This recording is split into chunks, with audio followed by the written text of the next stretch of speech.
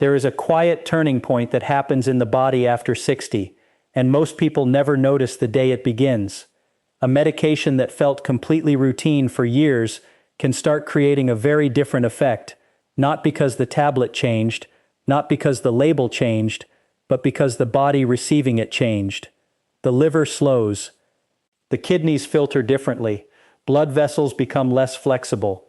The balance between clotting, pressure, hydration, and circulation becomes more fragile. And when that shift happens, something that once looked harmless can begin to push the body in the wrong direction, slowly, silently, and without any obvious warning at first. That is what makes this so dangerous. In many cases, there is no dramatic symptom in the beginning, no sharp pain, no alarm bell, no moment that tells you something is going wrong right now. Instead, the strain builds in the background, little by little, until one day the body is no longer compensating the way it used to.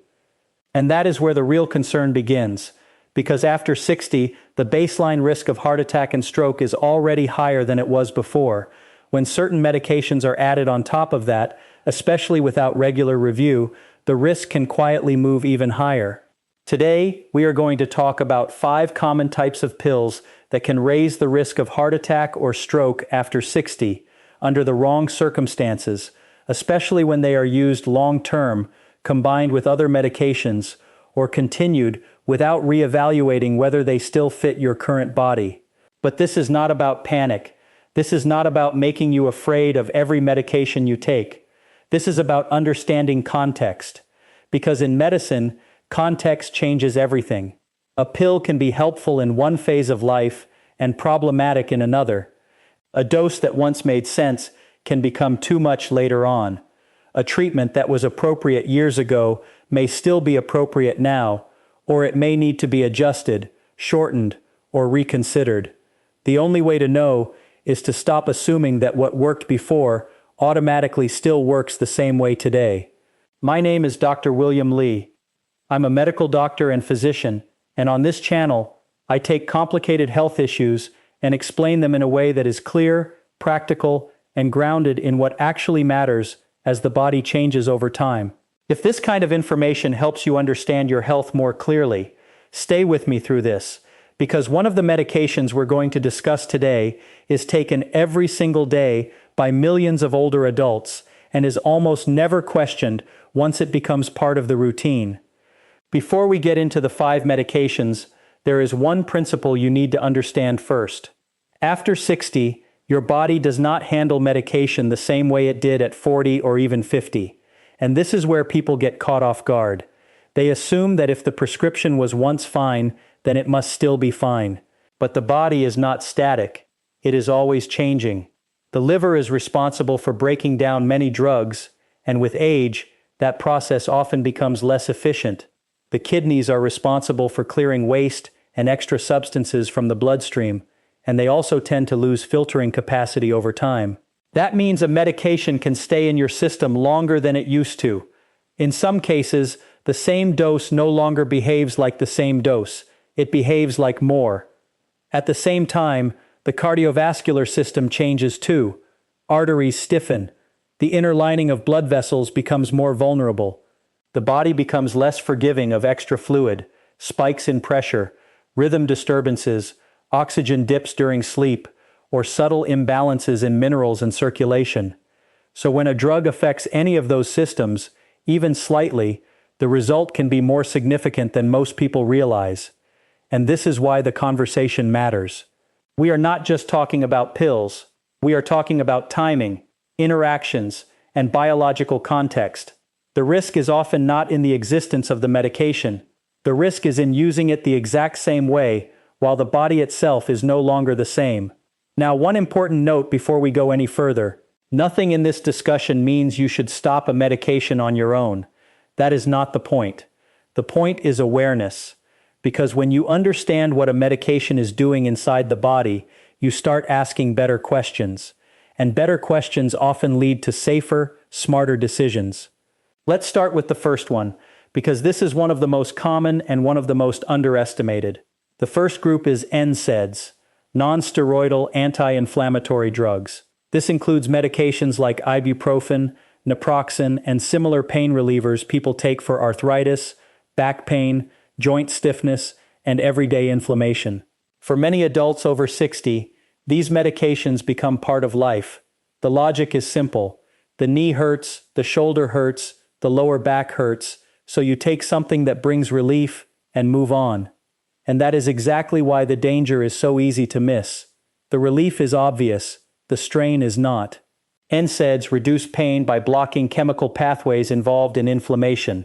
That is what makes them effective. But those same pathways also help support healthy blood vessel function and blood flow.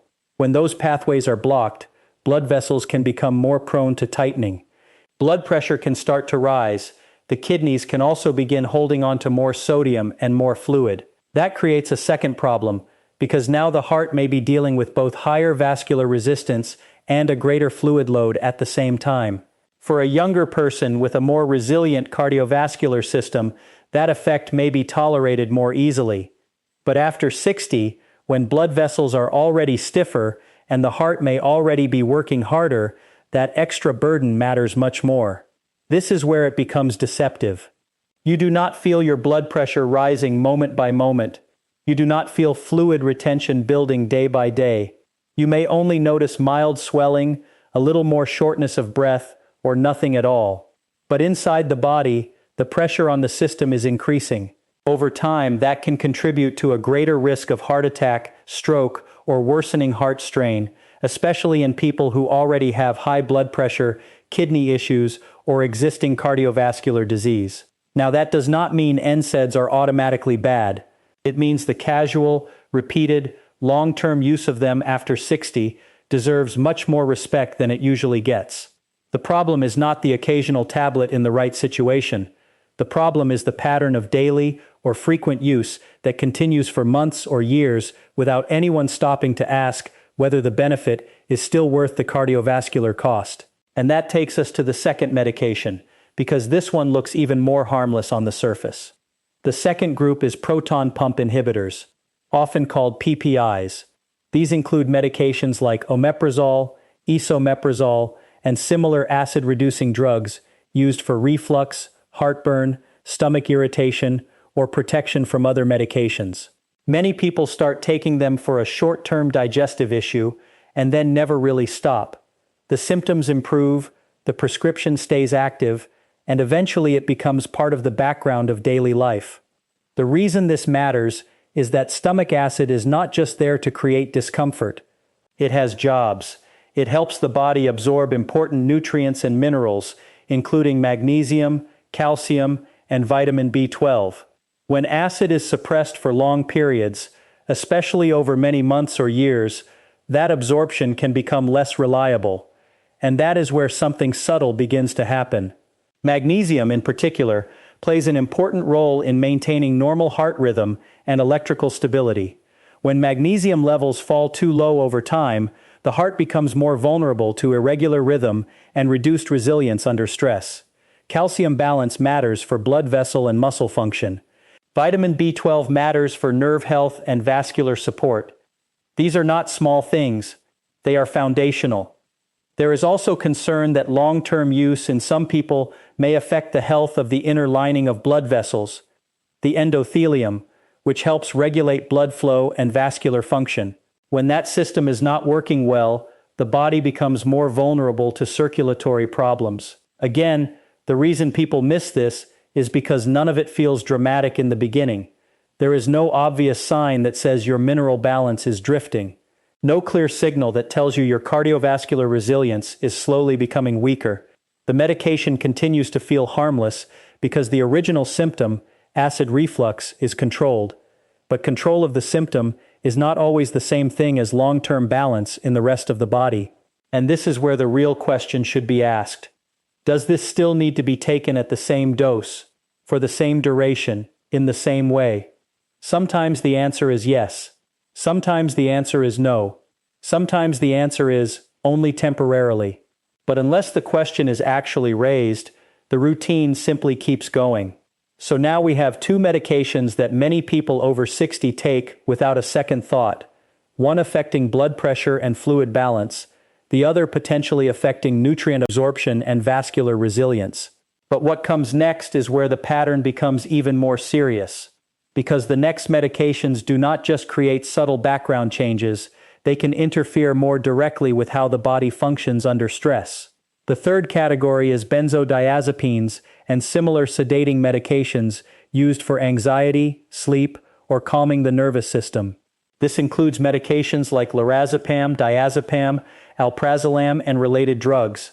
Many older adults are given these medications during stressful periods, after sleep problems start, or when anxiety becomes harder to manage. And because they often work quickly, people come to depend on the sense of relief they provide. But underneath that calm, other things may also be slowing down. These medications can cause drowsiness, slower reaction time, dizziness, reduced coordination, and in many people, a measurable drop in physical activity over time. That matters because circulation depends on movement. The less the body moves, the less efficiently blood flows. The more sedentary a person becomes, the more the body drifts towards stagnation, deconditioning, and reduced cardiovascular reserve. There is another layer to this that is often overlooked. Sedating medications can also worsen breathing problems during sleep, especially in people who already snore, already have untreated sleep apnea, or already experience shallow nighttime breathing. When oxygen drops repeatedly during sleep, even in small but repeated amounts, the heart and blood vessels are placed under added stress. Night after night, that matters. It can raise strain on the cardiovascular system in ways that do not feel obvious during the day. And this is where people often confuse medication-related slowing with normal aging. They say, "I'm just tired now. I just move more slowly. I just don't have the same energy." But sometimes what feels like aging is actually a medication quietly amplifying the weakness of the system. Now, to be clear, benzodiazepines are not being described here as direct causes of heart attack or stroke in the same way a blocked artery causes an event.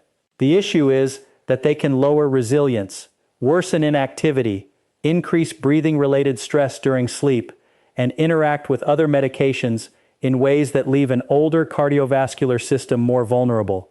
Over time, that vulnerability matters. And that brings us to the fourth medication, because this is where people often get caught simply because the drug is sold so casually. The fourth group is oral decongestants and stimulant-like cold medications, especially those containing pseudoephedrine. These are commonly used when someone has sinus pressure, nasal congestion, or a cold that makes it hard to breathe through the nose. Because many of these products are available over the counter, they are often treated as if they are automatically low risk. But the way these drugs work is exactly why they can become dangerous in the wrong person. They relieve congestion by narrowing blood vessels in the nasal passages. That reduces swelling and helps open the airway. The problem is that the effect does not stay neatly limited to the nose. Blood vessels in other parts of the body can also constrict. Blood pressure can rise, heart rate can increase. The heart may have to pump harder against tighter vessels. In a younger, healthier system, that effect may be modest and temporary. But after 60, especially in someone with stiff arteries, hypertension, a history of heart problems, or multiple medications already affecting blood pressure, that added constriction can become far more meaningful. This is where combinations start to become the real danger. Someone may already be taking a blood pressure medication, an anti-inflammatory for pain, and something for sleep. Then a cold happens, and an oral decongestant gets added on top. No one thinks much of it because it is just a cold medicine. But inside the body, one drug may be raising pressure, another may be affecting fluid balance, another may be reducing movement or sleep quality, and now the vascular system is being tightened further by a decongestant. This is how seemingly small decisions stack. And when they stack inside an older body, the result can be disproportionately large. That brings us to the fifth medication, and this is the one that surprises the most people because it has been presented for years as something almost automatically protective. The fifth medication is low-dose aspirin. For a long time, aspirin was seen as a simple daily habit that could help prevent heart attack and stroke by making platelets less likely to clump together and form clots. And in certain people, especially those who have already had a heart attack, a stroke, or another known cardiovascular event, aspirin can still be very important. In the right patient, it has real value. But the key phrase there is in the right patient. What changed over time is that research and clinical guidance became more specific. It became clearer that for many adults over 60 who have never had a previous heart attack or stroke, starting daily low-dose aspirin just as a preventive habit may not provide the benefit people once assumed. And in some cases, it may shift the balance in the wrong direction. Here is why. Aspirin lowers the blood's ability to clot. That can help prevent a clot-related heart attack or a clot-related stroke. But clotting is also a protective process. It is how the body prevents bleeding when a vessel is damaged. After 60, tissues are more fragile, blood vessels are less forgiving, and the lining of the stomach and digestive tract may be more vulnerable than before. So when clotting ability is reduced, in someone who does not clearly need that reduction, bleeding risk starts to matter much more. And this includes not only bleeding in the stomach, but also bleeding in the brain, which is one type of stroke. So now the situation becomes more nuanced than people realize. A pill once thought of as universally protective is actually highly context-dependent. In the wrong person, or in a person using it automatically without current medical justification, the bleeding risk can outweigh the expected benefit. This is exactly where older habits become risky. Many people were told years ago that taking a baby aspirin every day was a smart preventive move. So they started, and they never revisited the decision. It became part of the morning routine, like brushing their teeth. But medicine changes. Guidelines evolve. Risk-benefit calculations change with age, and what once seemed wise may no longer fit the same way. Now, if you step back and look at all 5 of these medications together, a pattern becomes very clear. NSAIDs can increase pressure and fluid strain. PPIs can quietly alter long-term nutrient balance and cardiovascular resilience. Benzodiazepines can reduce movement, worsen sedation, and lower physiological reserve. Decongestants can constrict vessels and raise cardiovascular workload. Aspirin can increase bleeding risk when used without the right indication. Different mechanisms, different reasons, same underlying lesson. The danger is rarely just the pill by itself. The danger is the mismatch between the pill, the person, the age of the body, and everything else happening at the same time. And this is where the conversation becomes empowering instead of frightening. Because once you understand that principle, you stop seeing medications as fixed lifelong attachments. You start seeing them as tools. And tools only help when they are used in the right setting, in the right way, at the right moment. So what actually makes a difference from here? First, review your medication list regularly, even if nothing feels wrong. Not only prescriptions, everything. Over-the-counter pain relievers, reflux medication, cold pills, sleep aids, supplements, all of it. Ask whether each one still belongs there in the same form, at the same dose, for the same reason. Second, look at combinations, because interactions are often where risk becomes much larger than people expect. A single drug may create only modest strain. Several together can create a very different outcome. Third, pay attention to subtle changes, more swelling than usual, blood pressure creeping up, more shortness of breath when walking, more fatigue, more dizziness, reduced stamina, worse sleep. These may not seem dramatic, but they are often early signs that something in the system is no longer balanced. Fourth, ask a better question at your next appointment. Instead of only asking what new medication should be added, ask this: is everything I'm already taking still appropriate for me at this stage of life? That one question can completely change the conversation, because the goal is not to remove medications blindly. The goal is to make sure that what you are taking is still working for your current body, not the body you had 10 years ago. If there is one message I want you to take from all of this, it is this: the real risk after 60 is not always in obvious disease. Sometimes it is in quiet drift. Quiet drift in blood pressure, quiet drift in circulation, quiet drift in mineral balance, sleep quality, oxygen levels, or bleeding risk. And medications can either support that system or quietly push it further off balance, depending on whether they are still properly matched to your needs.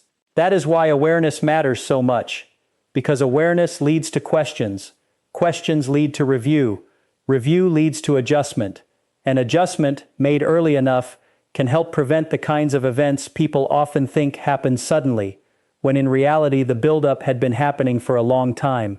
So think about the 5 we discussed today, not with fear, but with clarity. Pain relievers that may raise cardiovascular strain, acid reducers that may quietly change what the body absorbs, sedatives that may slow more than just the mind, decongestants that can tighten vessels throughout the body, and aspirin, which can protect in the right setting but create unnecessary risk in the wrong one. Each has a place, each can be useful, but none of them should be running on autopilot forever. And that is the real shift after 60. Health becomes less about doing more and more about doing what still fits, what still aligns, what still serves the body you have now. If this gave you a clearer way to think about your medications, stay connected to the channel, because this is exactly what we focus on here. Not exaggerated fear, not empty reassurance, but practical understanding of how the body changes and what truly matters if you want to protect your health over time. And if you know someone over 60 who takes several medications every day and has never really questioned whether the routine still fits, share this with them. Sometimes the most important health decision does not start with a new prescription. It starts with a simple realization that what used to be appropriate may need a fresh look now.